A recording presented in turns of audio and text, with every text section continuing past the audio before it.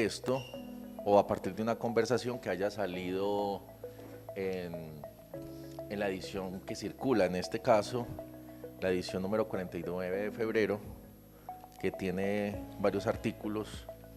Es la primera vez que la revista, que ya tiene 90 años, o el suplemento, publica textos tan largos. Generalmente nos están publicando textos de lo que llamamos en periodismo un doble o dos dobles, pero ustedes que tienen en la mano la revista se darán cuenta que hay dos textos largos, uno sobre el cristianismo o sobre las iglesias evangélicas y protestantes, escrito por el editor general del periódico, Daniel Rivera, y otro sobre Jorge Zapata, que es el motivo de esta conversación. Entonces, Jorge, Teresita, por favor acérquense al sitio o aquí adelante.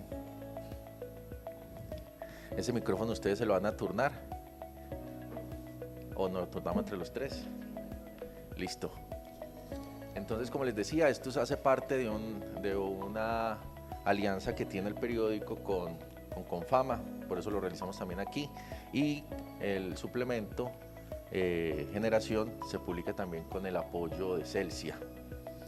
En esta ocasión, si querés, comencemos con el PDF. En esta ocasión, la idea es conversar alrededor de la vida y de la obra del pintor Jorge Zapata. La idea es provocarlos para que se acerquen a su arte y también para que, si no lo han leído, lean el artículo que está publicado en este suplemento. Jorge nació en San Vicente Ferrer, en la vereda de las Frías, ¿cierto? En la vereda de las Frías de San Vicente Ferrer, y pues ahora, como se irán dando cuenta, tuvo una experiencia de acercamiento con el centro de Medellín de una forma muy visceral. Conoció pues las entrañas del centro de Medellín, ese lado B de la ciudad turística, y pues a partir de eso ha construido una obra que ha hecho que sus cuadros estén en diferentes museos, el Museo Nacional, el Museo de Antioquia, el Museo de Arte Moderno. En medio de la reportería, Teresita, que es su mano derecha, rescató una fotografía de una pintura de Jorge en el Banco Mundial, en Washington. Entonces es una obra que está en diferentes escenarios y que pues por su propia pertinencia ha despertado la curiosidad de los críticos, de los curadores, de los museos, de los galeristas. Incluso a mediados de febrero Jorge inauguró una exposición en Bogotá, Barriología, en el distrito San Felipe, creo, San Felipe, no, en una galería que él ahora pronunciará el nombre. Y entonces es un poco la conversación. Hay una cosa que me parece interesante comenzar con esa imagen que ustedes ven atrás, y es la relación que Jorge ha hecho con la tradición pictórica antioqueña. En este caso, pues para nadie es un secreto, o si es un secreto lo contamos. La pintura de Antioquia tiene un momento muy importante en Horizontes de Francisco Antonio Cano, y Jorge ha reversionado en 3 ocasiones esa pintura. Esa pintura que ustedes ven ahí atrás también fue tomada por un grupo de grafiteros y está en un mural frente a un centro o cerca a un centro comercial del poblado. Entonces comencemos, si te parece, Jorge, hablando de tu relación con la pintura y con el arte de Francisco Antonio Cano, y qué encontrás en Horizontes para que vuelvas tanto a ella. Buenas noches. Hola, muy buenas noches a todos. Gracias por venir a acompañarnos en esta tertulia el día de hoy. Y bueno, empezamos con Francisco Antonio Cano, y la primera impresión que me dio a mí el ver ese cuadro por primera vez, ¿cierto? La primera impresión que me llevé fue que era un cuadro muy bien logrado, pues por la manera como él lograba captar la esencia, como esa semblanza antioqueña del momento, de ese campesino mirando el horizonte, la lontananza, viendo supuestamente en medio de la Manigua y del monte donde iba a tumbar monte para construir su casa y formar su hogar, y bueno, todo lo que sigue ahí en adelante. La reflexión es que pues, el tiempo ha pasado. La idea con este cuadro, que fue el primero que hice de esa serie de 3, fue que pues es como la evolución de esa semblanza de Francisco Antonio Cano al principio. Ya el monte se había tumbado, la tierra se había colonizado, pero ya llegaron pues otros actores del momento, pueden ser los paramilitares, los narcotraficantes, los guerrilleros, no sé. Ya se aparecen otros fenómenos como el desplazamiento, eh, la gente que huye del conflicto, la guerra, el narcotráfico. Yo reflexionaba como que si esto fuera como los descendientes de estos primeros personajes que se mostraban en el cuadro, podrían ser sus bisnietos o algo así, cómo se había transformado toda esta semblanza antioqueña. Ya no era esa gente blanca que se veía al principio, ya no era el hacha, porque yo me imagino que ya pues había evolucionado todo, ya era la motosierra, ya eran los bulldozers, que llegaban a talar los montes para crear laboratorios de cocaína y desplazar incluso los agricultores, y ya la lucha por la tierra, por los recursos, ya se, por el oro, por los minerales. Entonces todos estos campesinos tienen que huir de las tierras, y bueno, eso es como una actualización del cuadro, eso es como la versión que yo tengo como de la actualidad de esa semblanza de Francisco Antaño de la época a la época de hoy. Y también es muy bacano porque si ustedes recuerdan el cuadro, bueno, no está, ahí está el cuadro original en el PDF, no, lo podemos buscar, vos tenés internet, para que veamos el cuadro. Si ustedes, el original, si ustedes tienen en mente el cuadro de Cano, y eso es un momento muy importante del arte de aquí de Antioquia. Primero, es una pareja blanca, miren, es una pareja blanca y con un niño, pues, y el hombre tiene en su mano un hacha, lo que ahora mencionaba Jorge. Y ahora volvamos al PDF, porfa, Alexis.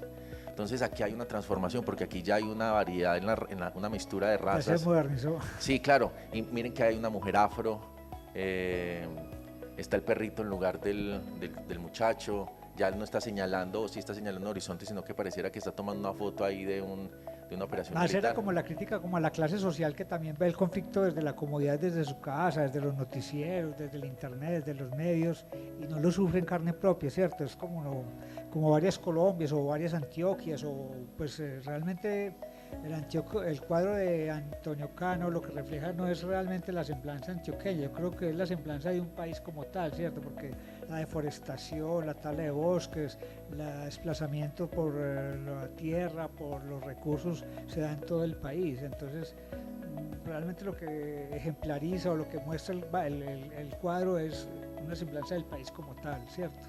Entonces ahí se ve la gente que desde la comodidad pues mira el conflicto, y el tipo toma con el celular, y a veces como que mucha gente desde la comodidad de su casa pues ve el conflicto como algo exógeno, muy lejano, que nunca lo toca, es algo que le pasa como a otros, ¿cierto? Entonces desde esa comodidad el conflicto se ve muy lejano, ¿sí? Entonces es más o menos como esa crítica que uno hace a precisamente como a esa indiferencia de la gente frente a la realidad propia del país, de no asumirlo como algo realmente propio, sino como algo muy lejano que le pasa a los otros, ¿cierto? Y también los anexos, que si se puede hablar de esos términos, que es como las variables del narcotráfico, que se ve ahí como los aviones tirando los cargamentos, la gente en esquí, las playas, como las realidades que se ven tan disímiles la una de la otra, y también se ven las otras realidades del país, la gente que huye del conflicto de las zonas rurales. Entonces son como varios países en uno ahí, y eso fue lo que quise mostrar en ese cuadro realmente, como los diferentes países, los diferentes países que confluyen en una sola realidad nacional. Sí, básicamente eso es. Démosle la otra, Alexis, porfa. Entonces ahí hay una biografía de Jorge, un poquito de lo que ya habíamos mencionado, si quiere siga. Y aquí hay un momento importante, y es que Jorge, ese acercamiento con la realidad de Medellín, con la realidad del centro de Medellín, la palabra visceral no es en este caso anecdótica o accesoria, porque Jorge, bueno, ahora vamos a hablar de eso. Jorge estuvo en el CTI unos años, y esa experiencia de los muertos, de levantamiento de muertos, de fotografiar muertos, le reveló al centro, y también lo acercó a estos escenarios que en La Perla era un sitio de expendio de drogas en barbacoas, y Jorge comenzó a pintar todo eso que ustedes ven ahí. Podríamos decir que es la curadora Sor Astrid Giraldo dice que ahí comienza a meterse la imaginería de Jorge Zapata en el arte colombiano. Entonces es muy poderoso. No sé, Teresita, qué quieras contarnos de esa época de los murales, porque Teresita ha sido la que ha inventariado mucho de la obra de Jorge, es su mano derecha. Bueno, realmente Jorge puede pintar todo el tiempo que pinta porque es un tipo muy disciplinado, porque Teresita también se ocupa de que esto pueda pasar. Bueno, yo tengo mucho que contar con respecto a estos murales, porque realmente cuando yo conocí a Jorge, cuando nos hicimos amigos, que nos conocimos aquí muy cerca en Bellas Artes con unos amigos comunes, Jorge no pintaba, pues él era diseñador gráfico, y de pronto nos reuníamos como con un combo de amigos por aquí en estos sectores a tomar tinto, a tomar café, a tratar de cambiar el mundo entre artistas, fotógrafos y en fin. Él lo que hacía era que me pedía si tenía papeles para el rayar y empezaba a hacer dibujos. Él, en ese momento pintaba aviones, de pronto pintaba personas, pintaba relojes, que eran como sus pasiones de hace mucho tiempo, pero yo no tenía idea que él pintaba. Cuando empezó a dibujar y a dibujar mucho y empezó a regalarle a la gente que estaba a su lado, ve, eso tan bacano, me gusta mucho, entonces me lo das. Y yo dije, bueno, pero todos le echábamos cantaleta, le decíamos, bueno, tú tienes una muy buena línea de trabajo, ¿por qué no empiezas a explorar, a pintar en serio y en serie? Así arrancó toda esta cuestión. Él ya tenía algunos trabajos anteriores de su vida en el pueblo, de algunas escenas campesinas, algunos paisajes. Tenía una pasión por el arte, que ya él ahora les contará de dónde viene, pero cualquier día me llamó y me dijo, estoy en Barbacoas. En ese momento Barbacoas era el Bronx de la ciudad, una cuadra y media abajo de la iglesia metropolitana, y me dijo, estoy varado por pinturas y no he podido terminar algo, ¿tú me puedes bajar algunas? Entonces yo bajé, me dijo, no te pasa nada, estás segura, estás tranquila. De hecho, el Gallero, que es un personaje del que Ángel también ha escrito en Generación, estaba también en ese lugar y el Gallero era como el ángel que me protegía, que me entraba, que me sacaba y que nunca me pasaba nada. Allí la sorpresa fue ver esos muros de una olla de vicio, de una plaza de vicio, la más grande tal vez de la ciudad en ese momento, en el centro, pero a ti no te pasaba nada. Yo incluso encontré que en la tienda uno de los distribuidores había sido un exalumno de un instituto donde yo había sido coordinadora. Teresita, ¿usted qué está haciendo aquí? Pues quizás pensó que yo iba tal vez en pos de algún consumo de alguna droga, pero finalmente entendió que yo iba a llevarle las pinturas al amigo. Entonces finalmente empecé a documentar como desde ese momento. Tristemente en esa época no teníamos como una buena cámara y él siempre quería hacer registros como de todo el trabajo, hasta que llegó el cierre de esa calle en el 2006. La policía se tomó la calle, cerró las ollas de vicio y el cierre fue muy renombrado, pero el cierre en El Colombiano en primera página salía, que ahora la van a ver ahí más adelante, un policía mirando los murales. Y era muy, pues, o sea, la noticia era que habían cerrado las ollas de vicio, pero la foto era de un policía mirando algunos de los murales. Aquí pueden ver algunos de los que se pintaron. Jorge tiene una historia para cada uno de ellos, entonces esa es la parte que yo quería contarles de La Perla. Estos murales ya no existen, la casa entró en extinción de dominio, está en el piso, hay otro negocio ahí finalmente, pero ese fue el inicio de un trabajo colaborativo, de un trabajo en equipo que Jorge y yo hemos venido haciendo desde hace más de 30 años, casi 30 años. Donde empezamos a trabajar con los chicos de la zona, donde empezamos a trabajar con la corporación haciendo las fiestas de Navidad, haciendo trabajos, talleres y mucho trabajo con ellos, haciendo y pintando los murales con Jorge y demás, que ya les contaremos después. Y además que hay una imagen toda surrealista que Jorge cuenta, y pues está en el texto, pero también es muy bacano escuchársela a él, y es cuando entra la policía y vos estás pintando. Contanos un poquito brevemente esa escena donde vos estás pintando con corbata y todo y entra la policía y cómo eran los códigos, porque en la calle existen códigos, pues es obvio. Teresita ahora mencionaba al gallero, y el gallero en alguna entrevista decía que uno piensa que la calle es la tierra sin ley, pero por el contrario la calle es donde más normas hay. Para usted sobrevivir en la calle tiene que cumplir muchos protocolos, más que los que nosotros cumplimos. Entonces contá eso, Jorge, por favor. Hola. Bueno, no, yo había tomado unas clases de inglés en el SENA a las 6 de la mañana, ¿sí? Entonces con un grupo de amigos nos pusimos a estudiar inglés en el SENA a las 6 de la mañana, entonces yo iba a esa clase a las 6 de la mañana. Y ese día había programado, pues, después de la clase, ir a pintar allá La Perla, ¿sí? Y bueno, sí, fui a la clase y ese día me fui de saco de corbata y llevé una caja que llevaba con materiales para pintar. Y bueno, fui a la clase, después me fui a pintar, pues, sí, estaba yo pintando ahí un muro, cuando se escuchó que decían Mario, Mario. Mario significaba, era que venía la policía. Y había otro código que era Mario Maluco. Entonces decían Mario Maluco, Mario Maluco. Entonces dijeron, no, guarden todo, que están tumbando todas las puertas y dejen la puerta abierta para que no se las lleven. Entonces el caso era que todas esas plazas de vicio, cuando dejaban las puertas cerradas, la policía llega y tumbaba las puertas y se llevaba las puertas.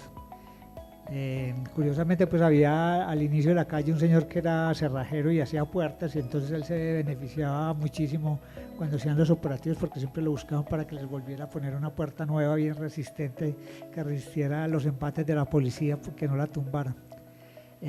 Bueno, entonces todo el mundo se fue, yo quedé solo ahí pintando, y eso pues era lo que estaba haciendo, estaba yo pintando. Yo sentía cómo tumbaban las puertas a lo lejos, sentía uno cómo tumbaban las puertas. Ya de pronto ya llegaron al sitio donde yo estaba pintando.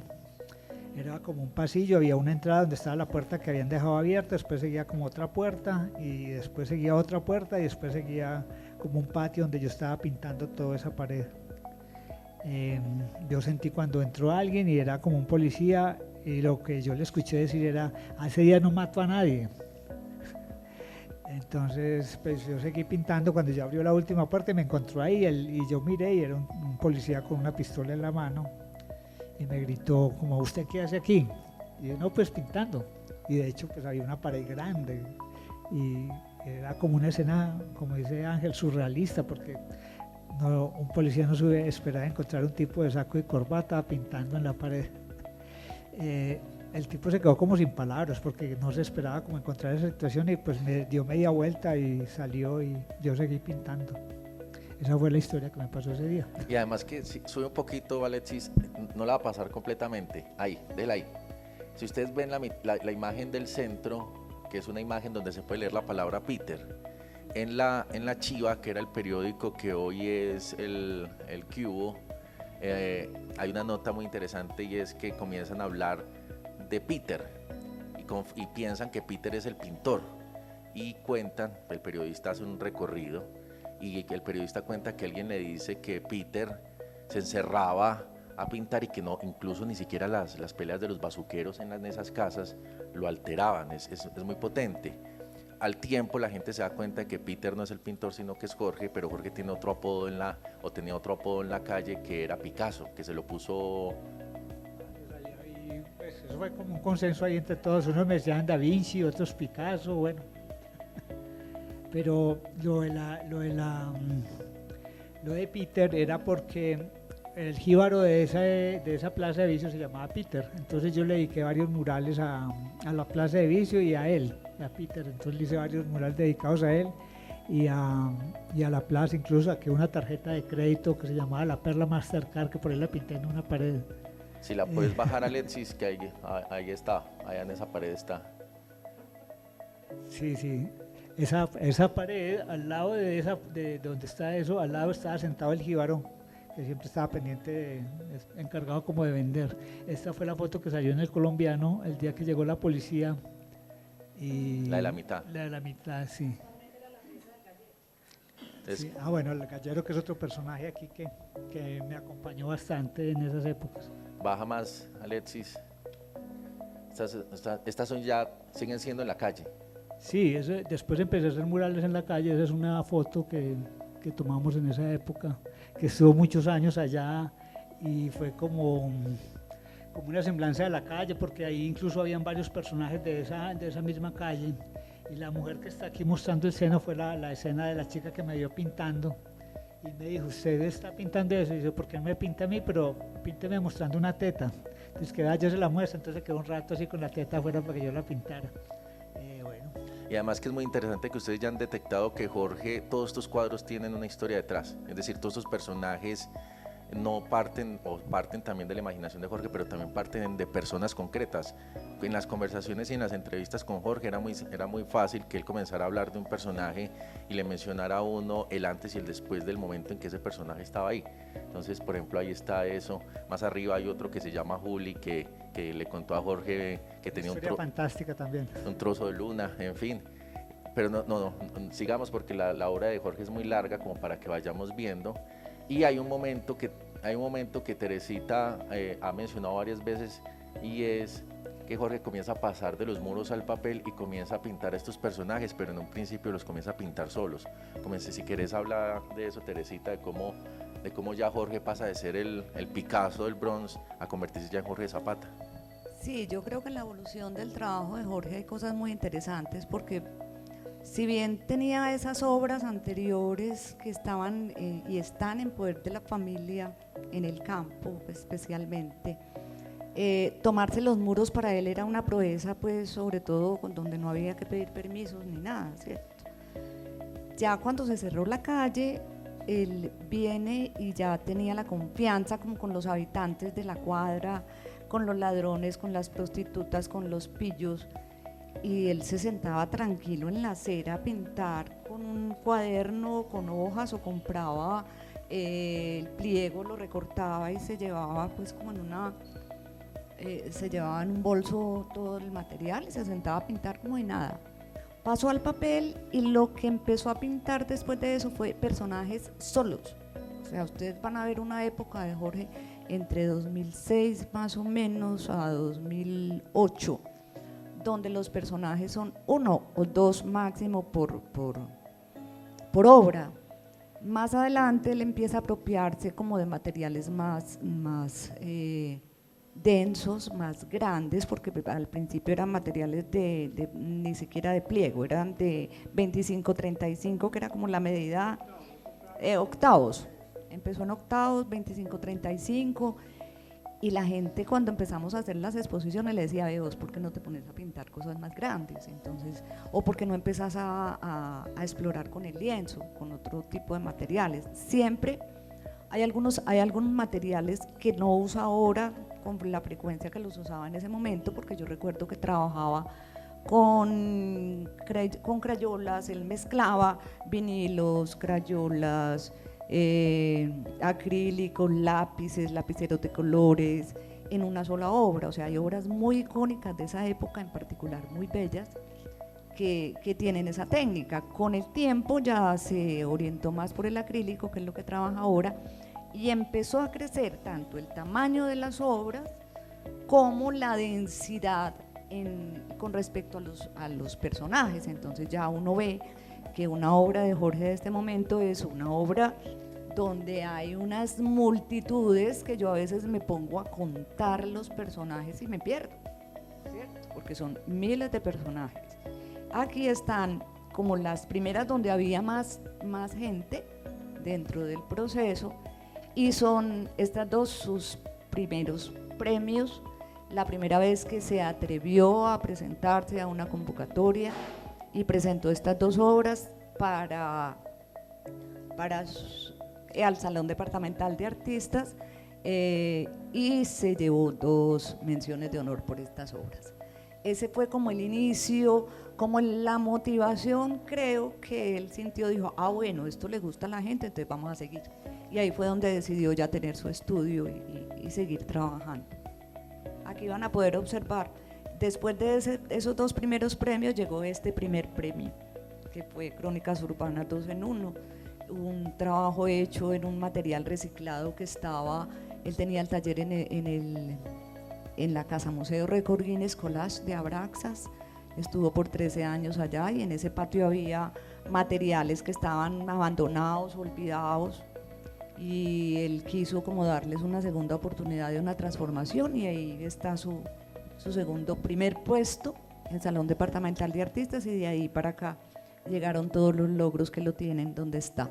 Y hay una cosa que Teresita menciona y eso se dice rápido, el Casa Museo Abraxas, no sé si ustedes han ido, y es un sitio en el centro que ese también se puede aplicar la palabra surrealista, porque es una casa antigua, muy cerca de la estación Prado, absolutamente llena de collage en las paredes, pero es completamente llena, es decir, es una cosa asombrosa.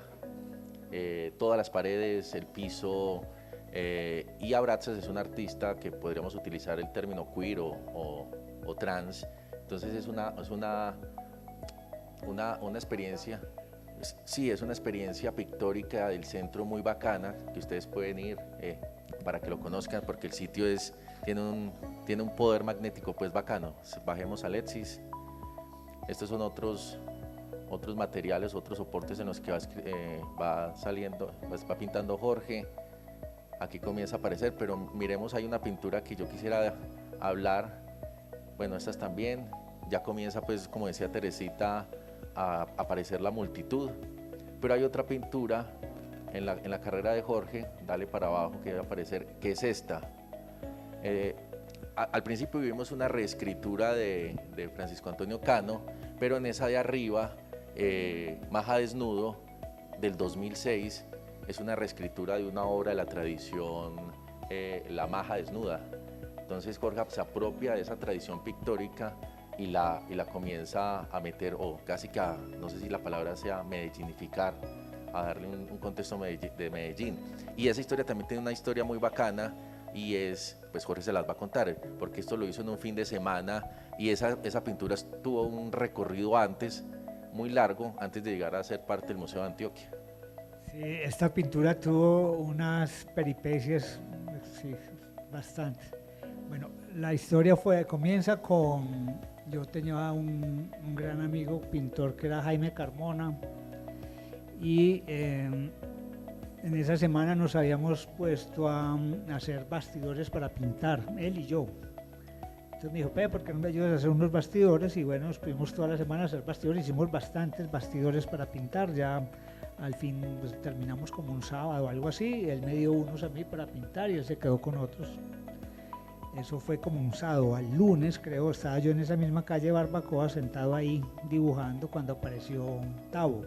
Tavo era otro personaje de esa calle, con un bastidor, con un esbozo de un escorzo de mujer desnuda. Me dijo, pintor, vea, le vendo este cuadro, le vendo este bastidor para que pinte, no sé qué. Y yo le dije, no, pues yo, es lo que no necesito, acabo de hacer un poco de bastidores, yo quiero otro, por favor, gracias. Acabo de hacer tintico y un agua. Acabo de hacer un poco de bastidores y yo lo que no necesito ahora son bastidores. Entonces él insistía de que yo le comprara ese bastidor. Entonces me estaba pidiendo como 10.000 pesos, pero yo le dije, no me interesa, tengo un poco de bastidores para pintar, eso es lo que tengo ahora para pintar bastante. Más sin embargo, el tipo persistió ahí todo el tiempo, se quedó como media hora ahí esperando que yo le comprara el cuadro. Ya finalmente yo ya me iba, yo recogí las cosas, arranqué a caminar y el tipo venía detrás de mí, que le comprara ese bastidor, que le diera 7.000. Ya después bajó a 5.000, ya iba yo llegando al Parque Bolívar, que le diera 2.000, y yo pues finalmente le di los 2.000 pesos y me llevé el bastidor. Yo estaba como encartado con ese bastidor, finalmente me lo llevé para el apartamento, allá lo guardé en el closet mucho tiempo. Después lo empleé como mesa de trabajo, ponía el bastidor ahí, encima ponía las pinturas y lo que iba a dibujar, y ahí estuve trabajando un tiempo con ese bastidor. Finalmente en esa época mi tía se iba cuando había puentes, iba para la finca el fin de semana, gracias. Se iba el fin de semana para la finca desde el viernes y él iba por ahí el lunes o el martes en la mañana. Y yo me propuse ese fin de semana que iba a estar solo en el apartamento, hacer ese cuadro. Yo tenía como la idea muy clara de qué era lo que iba a hacer. Y eso fue lo que hice, trabajé todos esos días intensamente y por ahí como el lunes por la tarde terminé el cuadro. y lo guardé en el closet. Es una cosa que tiene como una metáfora ahí muy curiosa. No lo dejé expuesto pues porque evitando pues la censura de mi tía y de mi familia, de ver esas escenas como tan, para muchos grotescas pues, porque mucha gente le da mucha dificultad asumir estas cuestiones y estos temas de género pues como de una manera más abierta y de una manera normal si se quiere. El cuadro estuvo ahí guardado en el closet un tiempo, yo sin saber qué hacer con él. Dice, ¿a dónde lo llevo? Porque no lo puedo poner aquí en la sala, no lo puedo porque imagínese el grito de mi tía. Yo tenía un amigo que era Alfonso Jaramillo, que es el dueño de las panaderías Santa Clara y de esas hamburguesas del oeste y eso, y él fue una de las personas que desde el principio, desde que yo empecé a pintar, me apoyó más, ¿cierto? Me apoyó más porque me compraba cuadros y siempre me decía, loco, eso es lo que usted hace, me encanta, siga haciendo lo que no sé qué. Entonces él me daba como alientos para seguir pintando. Yo le dije, Alfonso, ¿usted me puede guardar este cuadro en su casa? Y él me dijo, sí, claro, tráigalo. Y allá lo guardó un tiempo. Pues me cuenta Andrés, el amigo de él, que el loco Jaramillo Horacio se ponía el cuadro y lo ponía en la sala y él se sentaba a mirar el cuadro y le decía, Alfonso, es que ese amigo tuyo está muy loco. Finalmente creo que un día lo colocaron, había como unos cuadros de Mansur, no sé qué, quitaron un cuadro de esos y pusieron ese cuadro ahí y estaba una señora que toda la vida había trabajado con ellos desde pequeños, había sido como la señora, ¿cómo se le dice? Como la nana, así, algo así. Y vio el cuadro y se horrorizó y pegó el grito y dice, Alfonso, ese amigo suyo ya se pasó, que eso está muy horrible, que no sé qué. Entonces Alfonso me llamó a contarme que la señora estaba pues muy horrorizada con ese cuadro. Yo le dije, Alfonso, no pasa nada, yo voy y recojo el cuadro, tranquilo, yo voy a ver para dónde me lo llevo. Yo voy mañana por el cuadro. Entonces al otro día yo me dijo, yo no voy a estar, pero yo voy a avisar ahí en la portería de que usted va a ir. Entonces, bueno, yo fui a buscar mi cuadro y llegué a la sala donde supuestamente estaba el cuadro y no lo encontraba. Y recorrí todo ese apartamento que es bien grande y no encontraba el cuadro por ningún lado. El apartamento es un apartamento grande de todo un piso y ahí tiene una sala grande llena de cuadros y eso. Y al lado de la sala hay como una especie de estudio, que es un estudio donde muchas veces ahí nos reuníamos a tomar vino y hablar y eso. Y tiene un closet grande con una que hace como las veces de pinacoteca, entonces regularmente cambian los cuadros del apartamento, sacan cuadros de ahí por otros y los van intercambiando. Busqué entre todos los cuadros y no estaba el mío. Entonces la sala tiene como, ese cuartico tiene como unos sofás que van hasta el suelo y yo miraba detrás de las sillas y no veía el cuadro. De pronto me dio por mirar en la parte de abajo y habían metido el cuadro ahí abajo donde nadie se le hubiera ocurrido buscarlo. Me pareció pues muy curioso. Bueno, yo pues de todos modos seguía encartado con el cuadro porque no sabía qué hacer con él. En esos días apareció la Bienal de Arte de Confenalco y yo presenté ese cuadro a esa Bienal de Arte y fue seleccionado para esa Bienal. Fue como el debut de ese cuadro en sociedad. Bueno, yo estaba muy emocionado que por fin iba a poder exponer mi cuadro sin tanta censura, sin tanto problema, pues, y esas cosas. Y bueno, ya entregué el cuadro allá a los organizadores después de la Bienal y eso, y fui a la inauguración de la Bienal. Estábamos como en el cóctel de la inauguración y yo veía que desde lejos me señalaban. Estaba hablando con unas personas ahí, alguien me señalaba y de pronto se me acercó una gente y me dijo, un pelado, mira, yo soy Ricardo, no sé qué, trabajo para Telemedellín, me gustó mucho tu obra y quiero hacerte unas tomas con el cuadro. Pues y uno como artista Nobel, pues lo que uno quería, pues, dice, no, fantástico, claro, yo saqué pecho y me fui muy contento pues a posar frente al cuadro. Detrás mío venía el periodista Ricardo y el camarógrafo. El camarógrafo venía como siguiéndolo a él, pero no como que estaba pendiente de nada. Cuando ya paramos, yo me dije, pues, como te dije, muy orgulloso al lado del cuadro. Por fin iba a mostrar mi cuadro en sociedad, era el debut de esta travesti en sociedad. Y llega el camarógrafo y pregunta, ¿qué es lo que hay que tomar? Pues cuál era lo que él tenía que grabar y el periodista le dice esto y le muestra el cuadro y él llega y mira el cuadro y dice, no, yo no tomo eso. Y llegó y recogió los cables y las cámaras y se fue y el periodista se fue detrás de él y me dejaron ahí arreglada y me dejaron alborotada, como se dice. Entonces ahí fue como una frustración, digo yo, pues porque realmente pues dije, pero mire, ¿qué pasó aquí?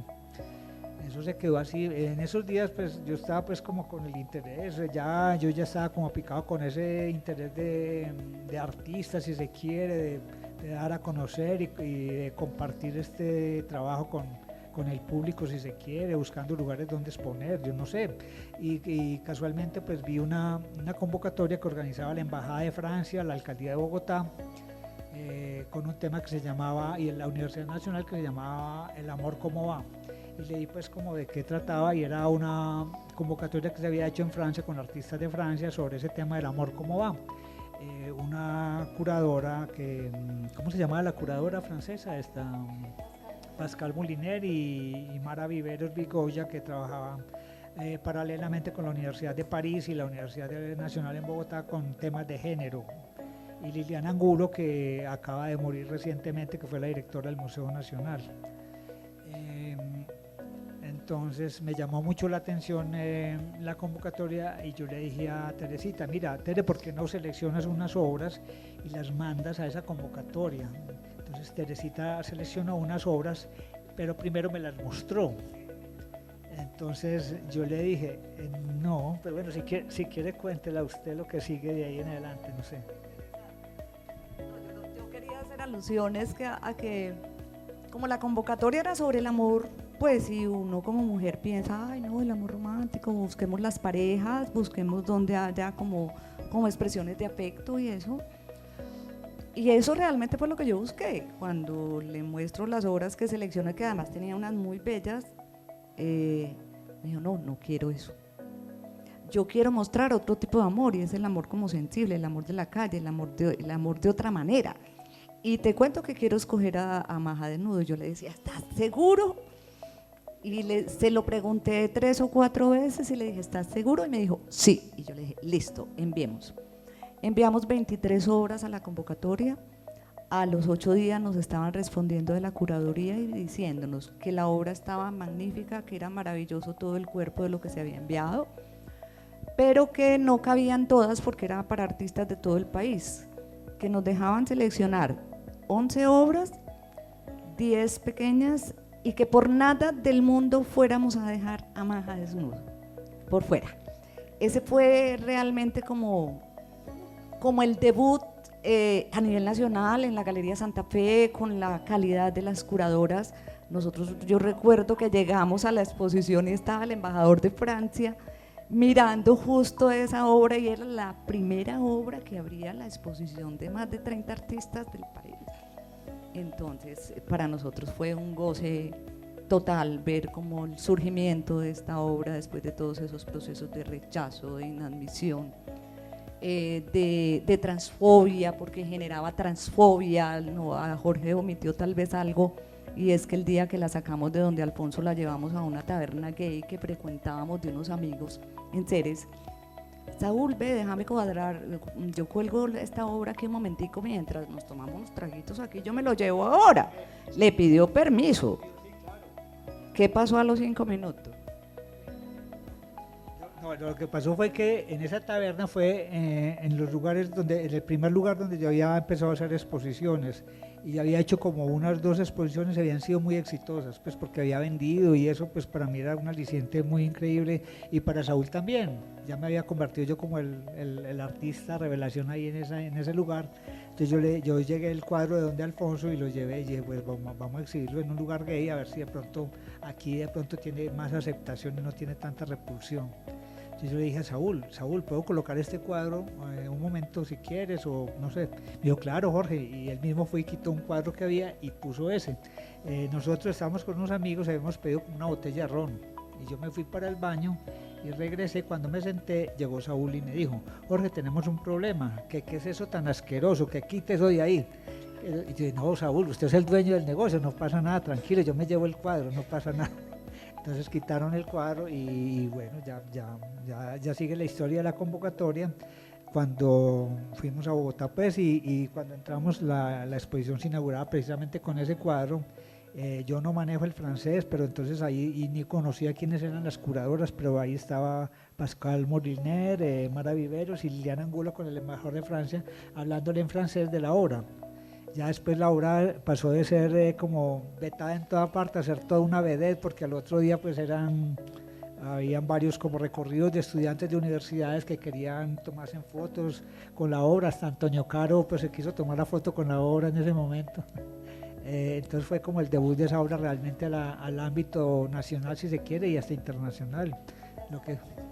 Y ya hace parte de la colección del Museo de Antioquia, sí. Ahí está, por si quieren ir a verla. En este momento está exhibida en la sala de coloniales, en la persistencia del dogma, en el Museo de Antioquia, está en la sala del infierno precisamente, está por 10 años, ya casi se acaban, pero ahí está permanentemente, todavía tienen tiempo de ir a mirarla si quieren.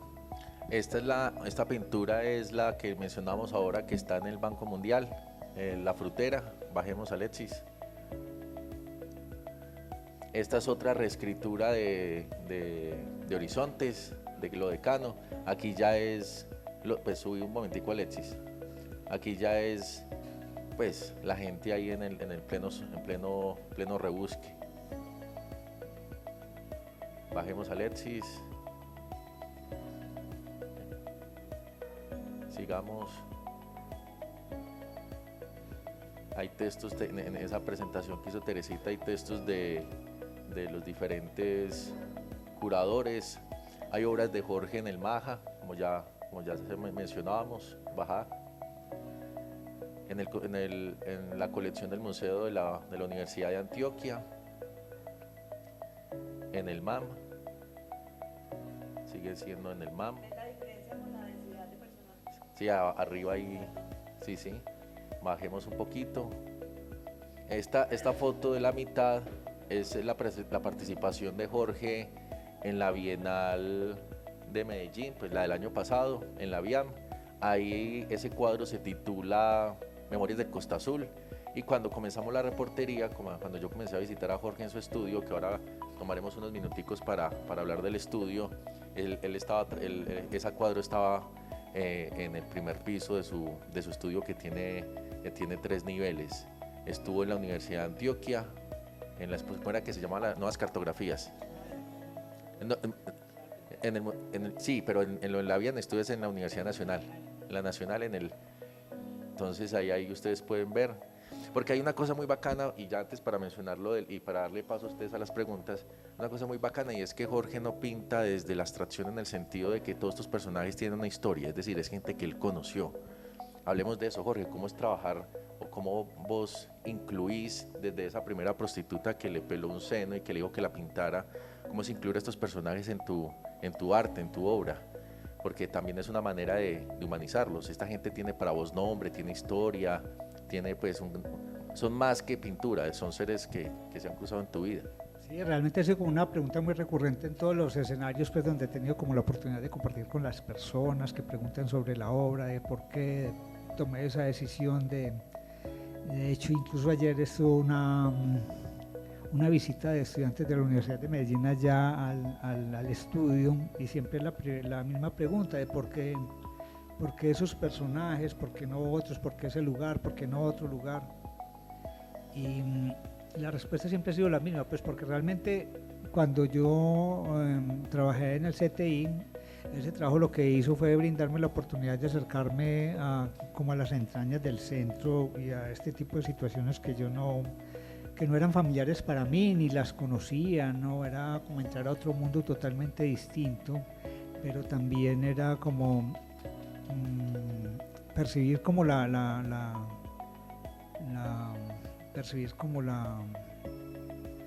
sensación de rechazo del común de la gente frente a todo este tipo de personajes y a este tipo de situaciones, y en cierto modo como uno sentirse como aislado ahí, como una persona diferente, metido en ese mundo que como que no le pertenecía a uno, pero también descubrir como la gran poética y la gran belleza que había dentro de estos personajes, dentro de estas realidades que la gente no quería mirar, de esas personajes que eran anónimos, si se quieren, y también de esta indiferencia de las personas de ponerse como en la situación de los otros también, ¿cierto? Como en la situación de los otros y de cómo uno descubre gente maravillosa entre los ladrones, entre las prostitutas y dentro de los travestis, es gente común y corriente como uno, con las mismas necesidades, con los mismos anhelos y sueños que cualquier persona puede tener. Dentro de ese discurso, si se quiere, pues uno descubre que eran unas realidades dignas de contar y que era bastante interesante compartirlas con las personas, y por eso me vi motivado a que esos escenarios y esos personajes fueran siempre como los temas de mi discurso pictórico, si se quiere, ¿cierto? Entonces, desde ese punto de vista, pues les encontré mucho valor realmente, y eso fue lo que me animó a que siempre estuviera en estos escenarios mostrando este tipo de trabajo. Y además hay una anécdota en las muchas veces que fui al taller de Jorge. En alguna ocasión fui con un grupo de adultos contemporáneos, que es la categoría que se utiliza ahora. Eran pelados muy fancy, muy bonitos, muy arregladitos, muy bonitos todos. Y era muy impresionante ver a esa gente cruzando desde la esquina donde comienza el Bronx hasta la entrada del taller de Jorge, porque el taller de Jorge está en toda la mitad, es decir, tienes que pasar por gente que está consumiendo bazuco, que está durmiendo en el piso, casi que un poco atravesar. Es que también las imágenes de decir el infierno es un poco ya cliché, pero es atravesar una circunstancia muy cruda. Y ese día justo en la esquina hay un hidrante, y había un grupo de estas personas de la calle desnudas bañándose. Entonces el arte de Jorge permite ese encuentro de esas personas. Incluso después ellos estuvieron ahí conversando y hablaron de que si no era por esa visita, seguramente nunca habrían encontrado una cercanía tal con estos personajes que se acercan en los semáforos, y generalmente el instinto de todos es subir la ventanilla para que no nos huelan mal, porque huelen mal. Entonces, si quieres, Teresita, como para que vayamos redondeando, hablemos un poco de esa experiencia de tener el taller ahí en el Bronx y de todo lo que ustedes han vivido ahí. Bueno, yo creería que a Jorge lo ha perseguido el Bronx desde que empezó. Empezó pintando en La Perla, donde quedaba el Bronx, en Barbacoas, entre Bolívar y Palacé. Pero después tuvo otros talleres y llegó a Cúcuta con La Paz en un momento donde el Bronx no existía allá. O sea, la calle era llena de litografías y de negocios y de ventas de desechos industriales de segunda y muchas otras cosas. Después de que cerraron el Bronx por segunda ocasión, cuando quedaba en la avenida de Grape, ya los habitantes de calle se vinieron para Cúcuta. Entonces, por eso digo que casi que el Bronx lo persigue. Pero no ha sido una cosa intencional. Lo que yo no he concebido nunca es, por ejemplo, como algunos amigos y a otros cercanos, incluso algunos curadores: Jorge, ¿por qué no te vas a montar tu taller en el Poblado o en Laureles o en una zona pues más cliché, ¿cierto? Porque uno habla de que el Jorge tiene el taller en el Bronx y mucha gente muere de pánico. Tenemos gente que ha llegado allá y casi que quieren salir corriendo y devolverse, pero siempre les advertimos: es un lugar seguro, es un lugar donde nada les pasa, es un lugar... Yo entro sola en el día, tranquila, llevo personas, llevo recorridos y nunca nos ha sucedido nada. Ellos nos respetan, nosotros los respetamos. O sea, también hay leyes y normas como en toda parte, pero es un lugar seguro. Entonces yo lo que pienso es que a Jorge lo ha perseguido mucho ese tipo de lugares, y no lo concibo con la calidad de obra y con la intencionalidad de su obra, pintando en el Poblado, viniendo a pintar al centro. Pues no tiene, su obra perdería coherencia pues desde mi punto de vista. Y además que es muy poderoso, porque incluso a veces salía con Jorge de las entrevistas, llegaba en la mañana o en la tarde y la puerta estaba abierta. Es decir, él deja la puerta abierta a veces del taller. Entonces la sensación pues de peligro es una cosa muy también del clasismo social. Al ver a estos personajes siempre lo estamos viendo como peligrosos. A veces incluso me he ido para la casa y se me acaba la puerta abierta. Salgo a las 4 de la mañana, me voy para el gimnasio, me voy para la casa y vengo por la tarde, por la noche, y la puerta abierta todo el día o toda la noche, y ahí nunca ha pasado nada. Es una cosa increíble. Lo que sucede es que la puerta no está ahí, pues, y la acera despejada, no. Para ingresar al taller hay 2 habitantes de calle que tienen un cambuche pegado de la puerta, ¿cierto? Es decir, tienen el plástico donde vive la mona y ella tiene ahí su capita, a veces tiene su perro. Una cosa muy simpática que me parece es que también tiene peluches y matas, entonces a veces cuelga la matica es su hogar, o sea, el hogar de la mona es el cambuche en la puerta del taller de Jorge. Entonces, para tú entrar al taller, prácticamente ella lo primero que hace es que te saluda. Bienvenidos, bienvenidos, ¿cómo están? Bienvenidos, vea, adelante, él está ahí, o no, él no ha venido. Uno corre un poquito el plástico y pasa por su casa, por su cambuche, pero con todo el respeto del mundo. Y otra situación muy común es cuando sacamos obras para exposiciones, que la gente nos dice, ay, no se la roban y no les pasa nada. Normalmente ellos mismos nos ayudan a sacar las obras hasta el carro. O cuando llegan las obras de exposición, si el carro no pudo entrar, en la esquina, 2 o 3 de ellos, les avisamos con tiempo y nos ayudan a recibir las obras y a entrarlas. Nos suben hasta el 3er piso, las dejan ahí abajo con nosotros, pero siempre ha sido un lugar sereno y tranquilo para nosotros. Yo creo que ya por las indicaciones del jefe, preguntas, ¿alguien tiene alguna pregunta? El primero que rompa el hielo, después se vienen el resto. El señor.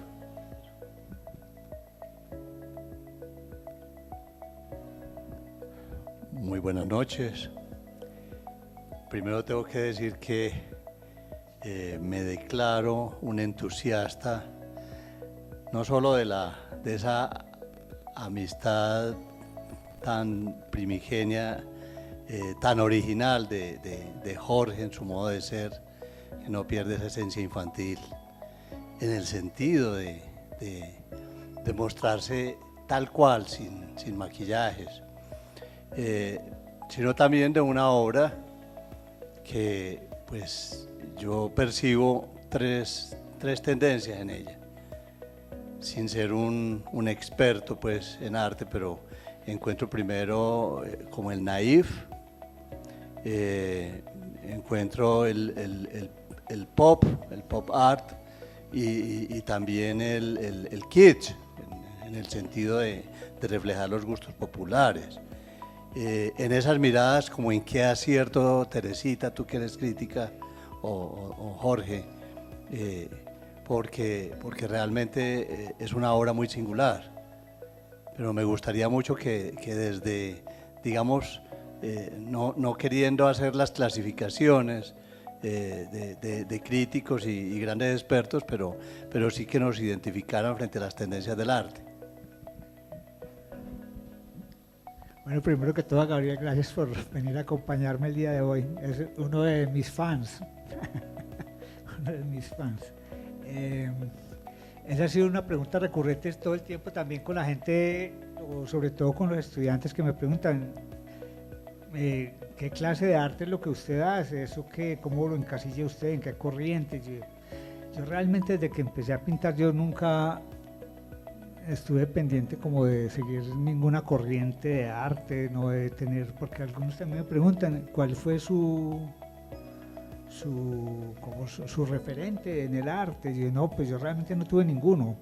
Yo simplemente empecé y el estilo, ese tipo de cosas surgió así como de una manera espontánea. Yo incluso al principio, creo que fue en una vez una exposición que hice en la Universidad de Medellín, un periodista me preguntó, ¿usted cómo clasifica su arte? Yo le dije, bueno, este arte es un arte a prueba de idiotas. Es un arte a prueba de idiotas porque es un arte que se hizo de una manera que cualquier persona lo puede entender. No busqué como una técnica rebuscada o que tenga que uno leerse un texto para poder entender qué fue lo que el artista quiso decir, como A veces pasa con algunas obras de que uno las ve a primera vista y no entiende y tienen que venir a explicarle por qué se hizo o qué es lo que el artista quiso mostrar ahí. Entonces sí, eso lo llamo un arte a prueba de idiotas, pero sin encasillarlo en ninguna tendencia, o naif, o arte popular, o expresionismo, o no sé. Realmente no tiene ningún nombre, como que el calificativo, el bautizo lo lee cada cual. Yo hice una cosa que nació desde las entrañas de lo que yo quería mostrar, con una técnica que se puede decir que me la inventé, pero casualmente uno realmente no inventa nada. Uno ve que hay mucha gente que ha hecho cosas muy similares. Realmente después descubrí que había otros artistas como Robert Lichtenstein o todos estos artistas del pop americano que hacían cosas parecidas con otros temas y eso, pero básicamente muchos artistas hacen cosas muy parecidas a lo que yo hago, ¿cierto? Pero no hice nada emulando a nadie tampoco, fue una cosa que nació espontáneamente. Yo complementaría diciendo que, por ejemplo, en un ensayo de los profesores Elena Costa y Juan Diego Parra sobre barbacoas, y en Mitópolis, un estudio que tienen sobre arte en Medellín, ellos hablan de la obra de Jorge como un etnógrafo, un cronista pictórico, ¿cierto? Más que encasillarlo en una tendencia o naif o quiche, se habla del trabajo de Jorge más como la crónica que cuenta de lo que sucede en un día a día, en lo cotidiano de la ciudad. ¿Por qué? Porque uno ve incluso como el cambio de las tendencias de la moda, el cambio de la economía popular, cuando minutos a 100 hace 20 años y a los 3 años minutos a 200. Y los avisos de los avisos negocios publicitarios. Pues yo creo que un historiador o un etnógrafo podría concentrarse en algunas de las obras, porque a través del tiempo se ve como la evolución de ciertos aspectos económicos, sociales, culturales de la ciudad. Además de que la obra también no es una obra, a pesar de ser hecha en Medellín, es una obra que tiene visibilidad mundial. Pues las situaciones que Jorge muestra acá se viven en cualquier urbe, en cualquier ciudad, en cualquier país del mundo. Y de hecho pues ha salido fuera. La obra estaba en París, en México, en Cuba, en Clermont-Ferrand, en Bordeaux, en Palma de Mallorca, en Praga, y ha tenido acogida precisamente por eso, porque él cuenta una situación que prácticamente es universal. ¿Alguna otra pregunta para cerrar? ¿Comentario? Buenas noches, soy María Victoria Giraldo y quisiera resaltar, agradecer a Teresita, a Jorge y a ti, que nos dan esta oportunidad de saber pues toda esa historia, todo esto que hay allá atrás, que muchas veces no lo conocemos. Entonces a cada uno de nosotros, ya los conozcamos o no, pues de mi parte gracias, porque esto es demasiado positivo vivirlo, sentirlo en la ciudad. Y me voy a aprovechar este momentico con todo respeto. Yo tengo que ver por algo con los habitantes de calle y les voy a pedir, pues es algo que como cada uno de nosotros se pone en su camino y dice, voy a hacer lo posible por hacer esto. La palabra Bronx es muy pesada y viene de un lugar, en otro lugar, muy allá, en Colombia o acá, vino a resaltar allí en una calle que es Cúcuta con La Paz, y allí se vive una situación muy vulnerable. Me parece súper especial cuando yo tuve esa vivencia, que yo te conocí, yo fui allí al taller y yo salí pues de verdad impresionada. Yo decía, pero ¿cómo así? ¿Pero por qué hace eso? Pues sinceramente lo expreso hoy. Ya luego, cuando fui conociendo toda esta temática de la calle, las personas, el sentimiento, las historias, me fui involucrando de una manera amorosa, y mucho más cuando existió un lugar que se llamaba Diva.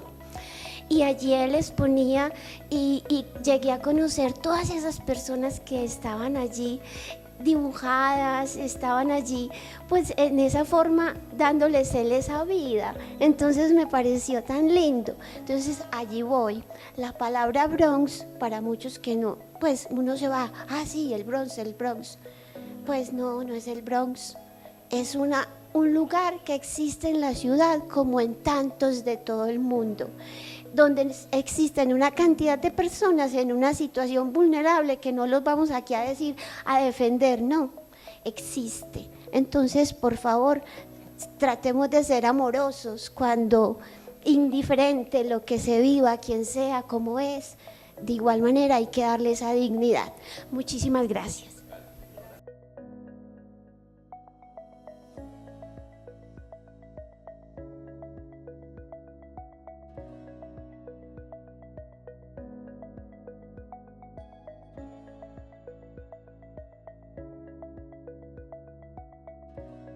Buenas noches. Lo que he podido observar del trabajo del artista es que siempre hay un contenido del realismo social en su obra, pues constantemente. Y más allá de lo formal, pues el contenido, pues lo que refleja es el realismo social, pues, ¿no? Que acontece aquí en la ciudad. Y bueno, es lo que he podido percibir de su trabajo, maestro. Y bueno, los felicito pues por darnos la oportunidad de converger aquí en este espacio, pues, y tenerlo presente. Muchas gracias, maestro.